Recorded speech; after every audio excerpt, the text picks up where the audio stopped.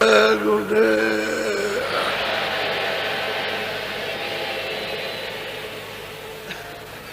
जय गुरुदेव।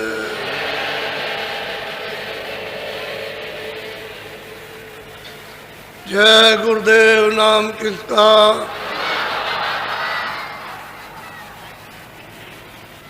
जय गुरुदेव नाम किसका,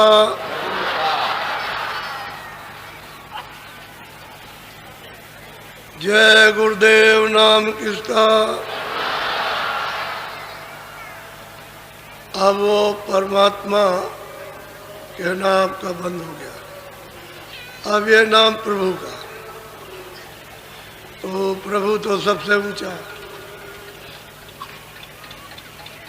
ये प्रभु का नाम छोटा तो नहीं।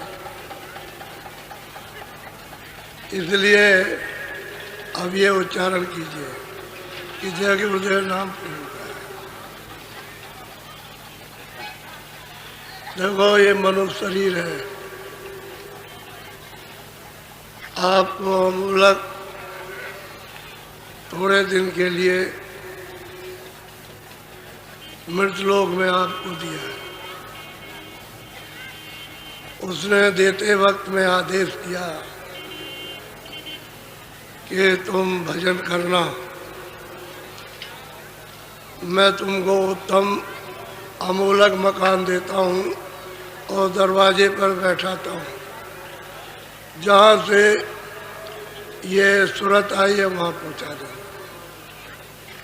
तो आपने प्रतिज्ञा की है कि हम आपकी भजन करेंगे। तो आपको वो अपना कौल प्रतिज्ञा आपको याद रखनी चाहिए और जीवात्मा को छुड़ाने के लिए उस मालिक का भजन जरूर। ये मकान किराए का है, आपका मकान नहीं है। उसने साफ सुथरा आपको दिया और कहा है कि मेरे मकान को आप गंदा मत करना, जो भी करना अच्छा करना और तुम अपनी जीवात्मा को जगा के मालिक के पास पहुंचा दो। तो आपने उसके वादे को तो भुला लिया और आप कर्म करने लगे, तो मकान आपने उसका गंदा कर दिया, मैल से भर दिया, कूड़े कचरे से, और बदबू और दुर्गंध आ रही है। तो वो आने ही वाला है, वो कहेगा कि भाई हमने मकान तुमको साफ दिया था, तो जैसा दिया तो ऐसा देना चाहिए था। तुमको मेरे मकान में अपना काम करना था तो अपना काम कर लेते, तो अपना काम किया नहीं, मेरे मकान को गंदा कर दिया, फिर वो ठुकाई करेगा बेदर्दी के साथ।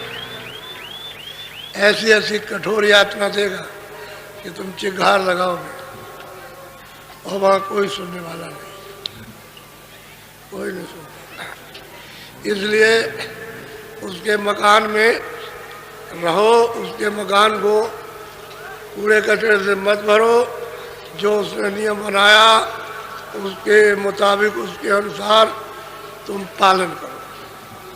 देखो भी, सुनो भी, बोलो भी, सेवा भी लो, सेवा करो, काम करो, काम लो भी, काम दूसरों का भी करो, ये सब करो। इंद्रियों से क्रिया करो लेकिन सच्ची करो, जिस क्रिया से सबको आराम मिले। वो क्रिया मत करो जिससे दुख मिले, भाई यही तुम्हारे लिए दलदल बन जाएगा मवाद। तो आपको रो रो के देना पड़ेगा। तो आप लोग ये जानते नहीं, समझते नहीं। सुबह मैंने आपको ये बताया था कि भाई प्रियलाल ने गोस्वामी जी महाराज के पास पहुंच करके और उन्होंने कैसे मालिक को या सबको कैसे प्राप्त किया, आदि से अंत तक और अंत से आद तक उन्होंने सब जान दिया। लेकिन प्रश्न इस बात का है, तुमको शंका हुई कि ये उनके पास पहुंचे कैसे, यानी पहुंचने का कारण क्या बना। तो देखो, जब कारण बनता है तो कैसा कारण बनता है वो सुनने लायक है। प्रियलाल काशी में आने वाले नहीं थे, कहीं और जा रहे थे, लेकिन अब कारण बनना था। इनके चेले ने प्रार्थना की होगी कि गुरु महाराज हमारे घर पर पधारिए। ये पढ़े लिखे थे और सबके गुरु थे, तो बाइज्जत सम्मान के साथ याचना की। तो मतलब यह है कि विचार करते रहे, तो वो अपना वो कार्यक्रम तो बंद कर दिया और सोचने लगे चलो काशी चले। तो काशी, तो जरा सा थोड़ा इनका जरा सुन लीजिए कि बहाना कैसे बना। गोस्वामी जी महाराज के पास में ये कैसे गए और क्या कारण बन गया, ये जरा सुनने लायक है। बोलो जरा।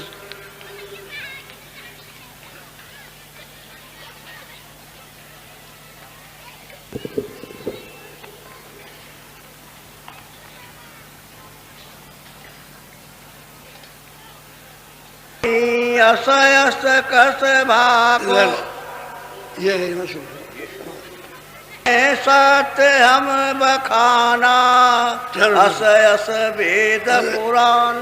चारों धाम गए, सब कुछ कहा, लेकिन हमको कुछ नहीं मिला। फिर इन्होंने अपना बात किया कि कुछ नहीं हुआ। तो भाई इतना जन्म तुम्हारा, इतना समय चला गया तो किस लिए गया। मालिक तो तुम्हारे पास है। तुम कभी उस घाट पर बैठ करके तुमने कभी ये प्रार्थना की कि ये मालिक दर्शन दो, कुछ नहीं बात। जब देख लिया कि बिल्कुल दीन हो गए तो कहा आप सत्संग सुन लो और रास्ता तो अब बता ही देंगे। तो 4 दिन 10 दिन 15 दिन सुना और सुनने के बाद बस रोते रहे, रोना शुरू कर दिया। बैठ के कभी उधर बैठ गए रो रहे, तो कभी उधर बैठ गए, कभी उधर बैठ गए, कभी सोच गए तो वहां रोने लगे जाकर के। कभी कुछ अच्छा ना लगे उनको। तब देखा कि अब ठीक हो गया, तो गोस्वामी जी महाराज ने फिर उसको कहा देखो ये धर्म जाए।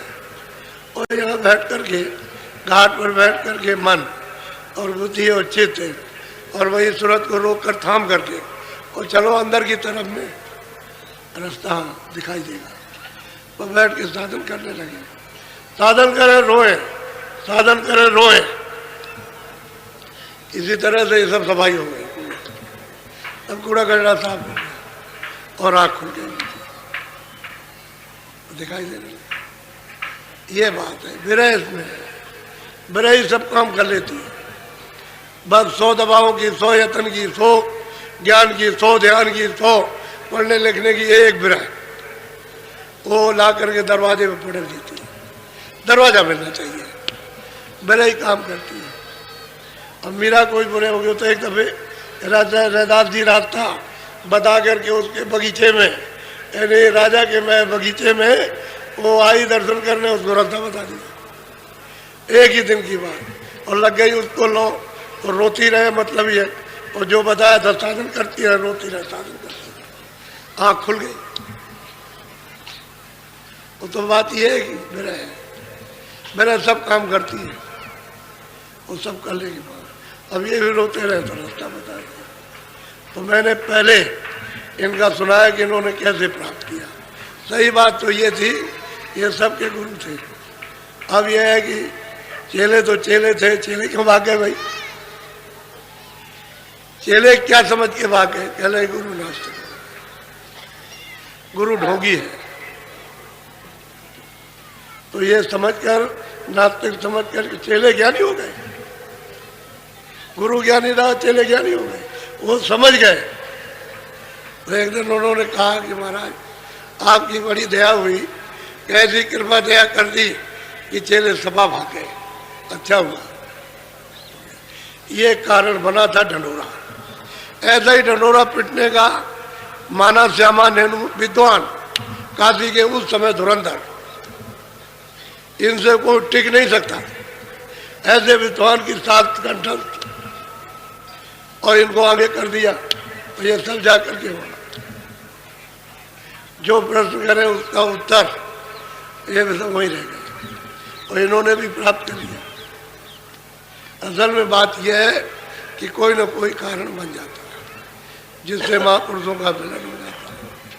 जब कारण नहीं बनेगा, जरिया नहीं बनेगा तो मिलन नहीं होगा। वो कोहराम जरिया बन गया, उसे लोगों को वहाँ तक पहुँचने का मौका मिला और वहाँ गए, उन्होंने सत्संग सुना, उसी से सब भ्रम टूट गया। करनी सत्संग से भ्रम चला जाएगा, विवेक आ जाएगा। रास्ता तो बाद में है, पहले सत्संग, सब जितने भ्रम सब तोड़ दे, वो विवेक हो जाए। संसार का सत्य का ये विवेक होना चाहिए। बुद्धि जब परिपक्व हो जाए सत्संग सुन करके, तो बुद्धि को कोई ठग नहीं सकता, धोखा नहीं दे सकता। तो जैसे ही परिपक्व हो जाए, दीन हो गया, और दीन हो गया, उसे दीन को मिल जाएगा। वो दीनानाथ है, दीनों पे दया करता है। सबको ऐसे ही मिला, सब रोए, बहुत रोए। बेअतिन के दृष्टांत को आप सुने तो बहुत रोए ये सब लोग, और सबको मिल गया, और उन्होंने रास्ता दे दिया और सबको अपने सामने ही पहुंचा दिया। स्त्रियां भी इसमें, जैन मत के भी हैं, वैष्णव मत के भी हैं, सन्यासी भी है इसमें, और जात के इसमें क्षत्रिय भी है, तो ब्राह्मण मुसलमान भी है इसमें, मुसलमान। वो तो शेख तकीब मियाँ, वो तो काशी में मजिस्ट्रेट थे, बहुत अच्छा इंसाफ करते थे। ये भी उसी कोहराम में फंस गए, उसी झगड़े में। इनके सामने तो पूरा ही झगड़ा था, तो ये उस झगड़े को समझने के लिए चले गए, और वहाँ जाकर के उनका दीदार दर्शन हो गया। उन्होंने पूछा खुदा के बारे में, तो फौरन बताया उर्दू में, जैसे ही समझाया उर्दू जबान में, बस मतलब चुप हो गया, बिल्कुल गमगी, एकदम चुप हो गया, कोई जवाब नहीं। उनके जवाब के उत्तर के सामने कोई जवाब नहीं, फौरन बस वो दीन हो गया, उसको भी रास्ता दे दिया। वो भी रो जाए, और देखा कि अब तो ये मालिक को चाहता है, तो उसको भी अपने सामने ही पार किया। कहने का है कोई न कोई वसीला, जरिया, कारण वहाँ तक पहुँचने का। घर वाले, झगड़े वाले, कोई ये वाले, कोई वो वाले, कोई मिलने वाले, कोई निंदा करने वाले, कोई ना कोई मिल जाए तो जरिया बन जाएगा, वहाँ तक पहुँच जाएगा। ये होता है, कारण जरूर बनता है, बगैर कारण नहीं। और वो जो बहुत ऊंचे दर्जे के संस्कारी होते हैं, सीधे ही मिल जाते, सीधे ही मिल लेते हैं, क्या हो ऐसे मिल जाए। बोलो कुछ तो बोलो, कुछ बोल दो।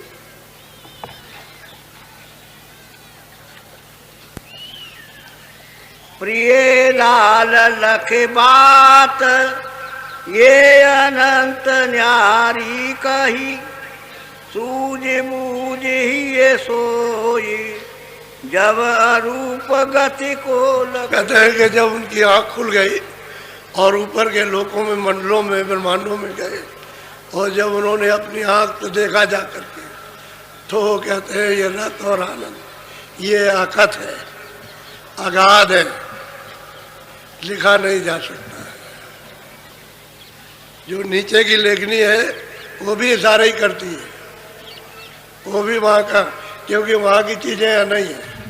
ये जरूर है कि छाया है यहाँ, तो वो भी छाया की छाया, छाया के ऊपर से छाया पड़ी, उसकी छाया, फिर उसकी छाया, उसकी छाया, उसकी छाया, तो ये छाया है। कितने भागों में बढ़ गई छाया। ये चांद, सूरज, सितारे जो दिखाई देते हैं ये असली नहीं है। इनकी छाया पर्दे पर, पर्दे की छाया इधर इस पर्दे पर, उसकी छाया उस पर, यानी उसका प्रतिबिंब उस पर और उसका प्रतिबिंब उस पर, और वो ये प्रतिबिंब, ये प्रतिबिंब है, ये असली सूरज नहीं है। असली सूरज के मंडल तो ऊपर है, तारागणों के मंडल ऊपर है, चांद के मंडल ऊपर है, ऊपर बहुत कुछ है, लेकिन वो छाया है। ये मसाला बस छाया का है, अंत में छाया हो जाए, क्या हो जाए, गायब हो जाए। छाया दिखाई देती है दिन में, ये टंकी है वो छाया, ये मकान बना उसकी छाया, ये मंदिर है उसकी छाया, जब रात हो जाएगी तो गायब। ये सब छाया। जितना भी मसाला बना, जो आकार में, चित्रकारी में, सुंदरता में, कारीगरी में जो कुछ भी दिखाई देता है ढांचे में, ये सब छाया, अंत में सब खत्म हो जाए। ये भी छाया, जिसमें ये तुरंत बैठी है वो भी छाया। तभी तो रोते हैं मेरा बच्चा। अरे भाई तुम्हारा बच्चा कहाँ है? वो तो तुमने छाया पकड़ी है। जो बच्चा था उसको तो आपने परख नहीं पाया, वो तो निकाल दिया गया। ये बच्चा थोड़ी है, ये तो छाया है। अब इसको पकड़ के रो या इसको मतलब है जो कुछ, अंत में तो ये है कि चले जाओ, इसको गाड़ जाओ या इसको जला दो या इसको मतलब है कि पानी बहा दो। छाया किसी की नहीं होती है। इसी धोखे में आप फंसे हो। तो बिना सत्संग के विवेक नहीं होगा, इतना आप फंस गए हो। सत्संग मिलेगा तो विवेक होगा, और सत्संग नहीं, और सत्संग से ही सबने पाया। बिना सत्संग के किसी को नहीं मिला। अभी तक तो किसी का प्रमाण है नहीं कि बिना सत्संग के मिल गया हो। सबको सत्संग के द्वारा मिला, उसके बगैर वो जानेगा ही नहीं। बोलो। ये घर अगम भेद है भाई, सत्संग करे लखे तब जाए। कहते हैं कि ये घर का जो भेद है अगम है, सत्संग करेगा तो भेद मिलेगा। अगम का भेद अपने घर में जानेगा, और सत्संग नहीं करेगा तो वो भेद अगम है, वो नहीं मिल सकता, कोई नहीं जान सकता। अरे आप इतने दिनों से आ रहे हो, हम तो बाहर जा रहे हैं, ये तमाम लोग आपके सामने ही आए हुए हैं। जो सुबह थे उससे ज़्यादा आ गए, वो आ गए लोग, और रात भर चलेंगे, और कल दिन भर चलेंगे। कल देखिएगा आप इसकी उपस्थिति को। तो आप ऐसा मत समझो, मैं तो बहुत भ्रमण किया मैंने, वहाँ आपको बताया था। एक घड़ी के सत्संग में, 2 घड़ी के, एक दिन के 2 घंटे के सत्संग में आपको बहुत सुनाया, लेकिन वो जो सुनाया वो पढ़ा है आपने, वो कभी न कभी आपके उसको उपयोग में आ जाएगा। ऐसा नहीं है कि बीज डाला गया तो वो काम नहीं करेगा, पढ़ा है। जब ऋतु, जब मौसम उसका आएगा तो जम आएगा। डाल दिया बीज, पड़ा हुआ है। बहुत से जमीन में बीज पड़े हुए, चाहे जितनी गर्मी, अभी बरसात हो जाए तो नहीं जमेगा। जब जाड़ा आएगा तभी जमेगा, चाहे जितना पानी गिरे। बाद जाड़ा लगा, चाहे पानी बरसे है ना बरसे, वो भी जमे आएगा। तो महात्माओं का डाला हुआ बीज वो नाश नहीं होता, वो नहीं नाश होता।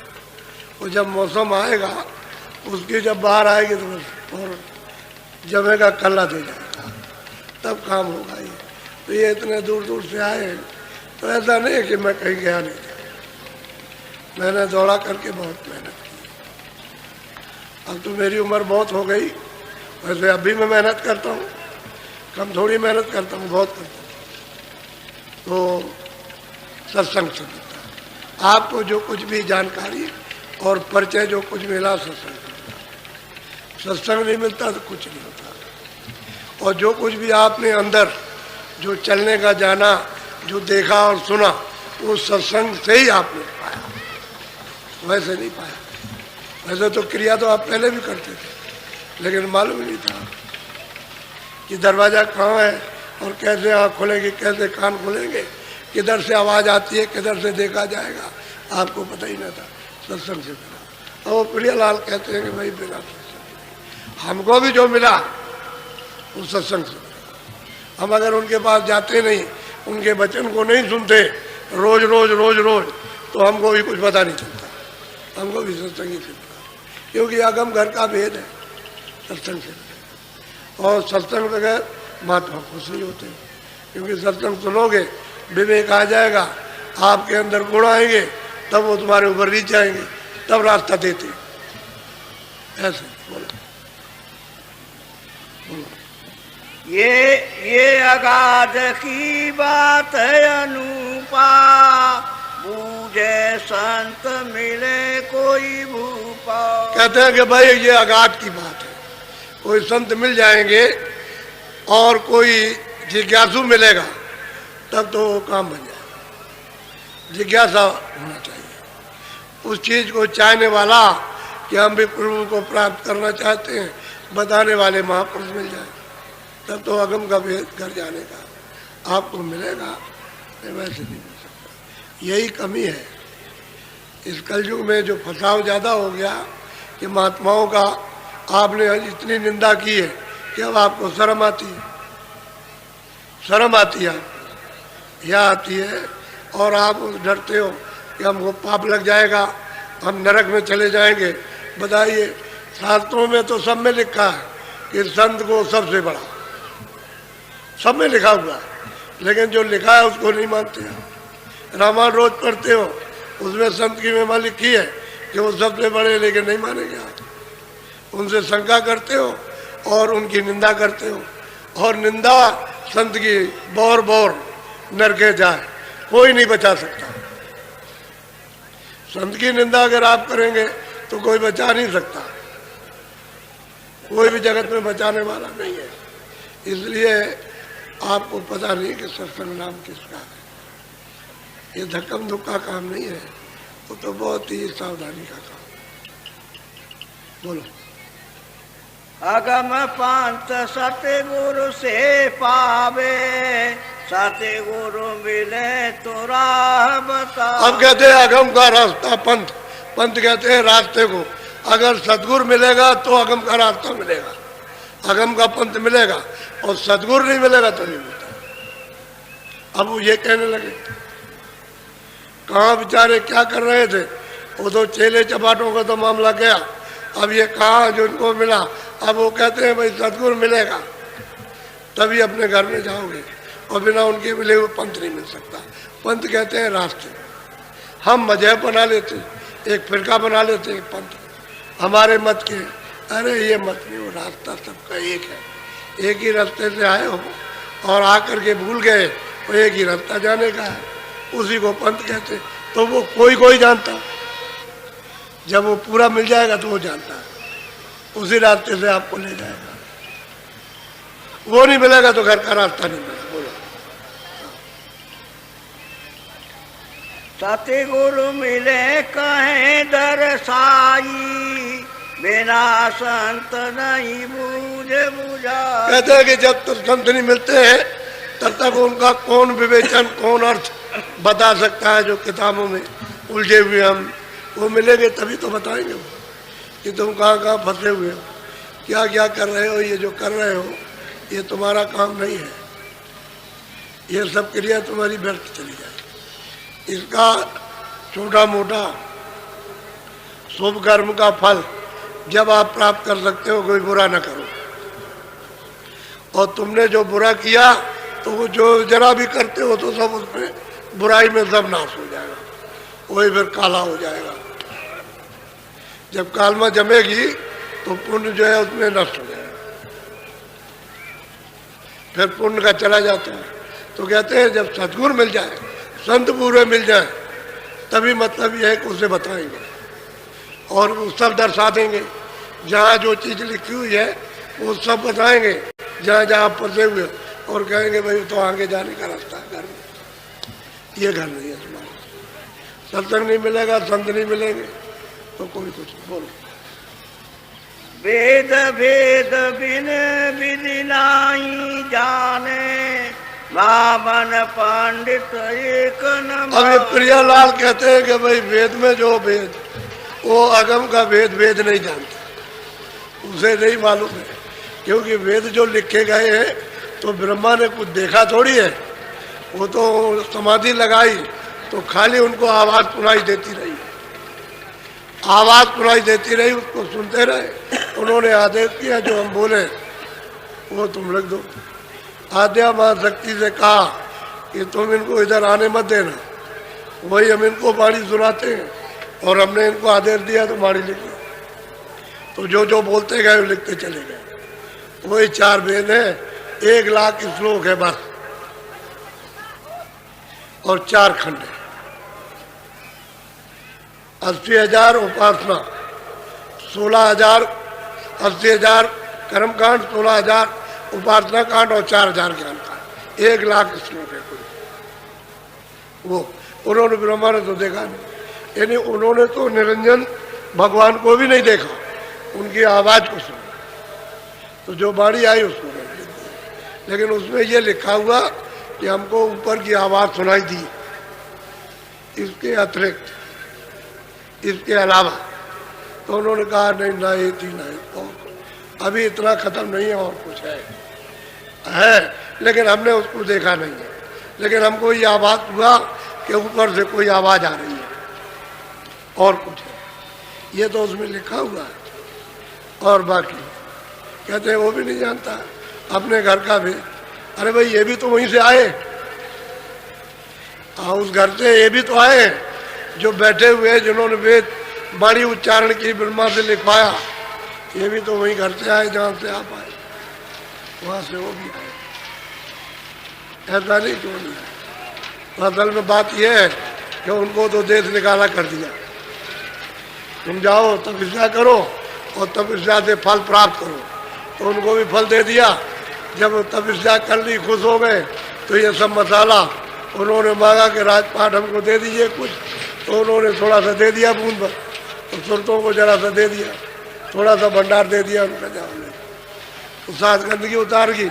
इनसे कहा था, इन सुरतों से जो मनुष्य शरीर में ये जब शुरू में आई कि भाई देखो तुम फंसना नहीं, ये फंसाएंगे, तुम नाम को छोड़ना नहीं, पकड़े रहना, और तुम मसाला छोड़ देना और वापस लौट आना। तो बस वो मत आए, मसाले के साथ मसाला तो छोड़ा, लेकिन ये बैठे रह गए, फिर मसाले में पिट गए। अब ये मसाला ही है, ये जड़ मसाला ही है, ये लिंग मसाला, सूक्ष्म मसाला, कारण मसाला इसमें फंस गया। मसाला कहते हैं देही, पर्दा। अब ये पर्दा है, खोल है, भाई इसमें फंस गए। फिर सोचते हैं नाम को छोड़ चुकी, बस भूल गई रास्ता। अब ये नहीं मालूम कि ये डोरी किधर से कहाँ है, कैसे मिलेगी और कैसे हम आए, उसको भूल गए। तो जब तक राह जानने वाला नहीं मिलेगा तब डोरी कैसे पकड़ाएगा, और बिना डोरी पहले आप चढ़ोगे नहीं। तो आपके पास ही डोरी है, आँख के सामने ही लटक रही है, लेकिन बीच में ये सब, ये तमाम भंडार कूड़े का लदा हुआ पहाड़ों की तरह से, इसकी वजह से डोरी नहीं पकड़ सकते हो, क्योंकि डोरी में तो प्रकाश है, आवाज है, शक्ति है उसमें अमृत है, सब कुछ उसके अंदर में है, और वो इस तरह से लटक के गुंजारपान कर रही है ऐसे, और वो महात्मा इसको पकड़ा देते बस, क्योंकि ये उसी का, ये सूरत जो बैठी हुई है उसी का, इसी डोरी का तत्व है, जल रहा है। तो ये मिलना चाहता है, लेकिन काई पर्दा नहीं मिलने देता। अब महापुरुष उसको साफ करते, तो ये सटाक से चुम्बक की तरह खींच लेते, ऐसे पकड़, फिर जरूरत को नहीं छोड़ती। यही आदेश दे के भेजा था इसको छोड़ देना, तो आपने छोड़ दिया, क्योंकि सब सुख मिल गए ना, सब आराम मिल गए, तो उसी में आप भूल गए, धीरे धीरे इसमें फंस गए। ये बात, फिर उसने विधान बना दिया, विधान बनाया कि देखो हमारे देश को ये पाप ये पुण्य, और तुमको हमने आज़ादी दे दी, तुम जैसा चाहो ऐसा करो, लेकिन जो करो सो अपना अपना भोगो।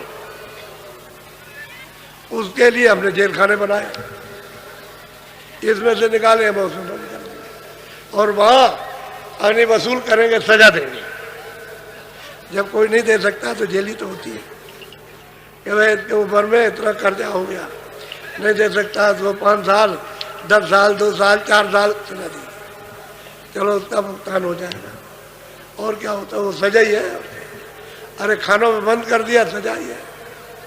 अब भोगो, अब रो, जब वो वसूल हो जाएगा तो ये फिर इसमें बैठाएंगे, और फिर पाप पुण्य करोगे, फिर वापस कर देंगे, फिर तुमको सजा देंगे, और कहेंगे कि तुमको अभी सजा दी थी और तुम फिर तुमने आकर के फिर ये किया, चलो जरा कड़ा दंड देते, तो फिर कड़ा दंड देते। ये है, बोलो। स्वामी दया भाव कर दीजिए, दास जान प्रभु कृपा। यही प्रियलाल अब कहते हैं कि स्वामी कृपा कर दीजिए और आप अपना दास समझिए, गोस्वामी जी कहते हैं गोस्वामी जी से कि आप अपना दांत समझिए और आप इस पर कृपा कीजिए और जीवों पर भी दया कर दीजिए। जीवों पर भी दया हो जाए तो अच्छा है। और बिना सत्संग के और बिना आपके कोई पा नहीं सकता। अब ये कृपा दया हो गई, सत्संग मिल गया, उनकी दया हो गई तो कहते हैं हम अपना हम तो आपके सेवक दास हैं, अपना समझिए ना, आप हो चुका है। अब वो किसी का होने वाला नहीं हो। और तन और मन और धन ये सब इन्होंने लुटा दिया, क्योंकि इनके पास तो तन धन यानी सब कुछ था। मन तो है ही, धन भी तन भी है, लेकिन ये धन इनके पास बहुत था। सब तरह के संबंध चले जो चाहे। अब ये दास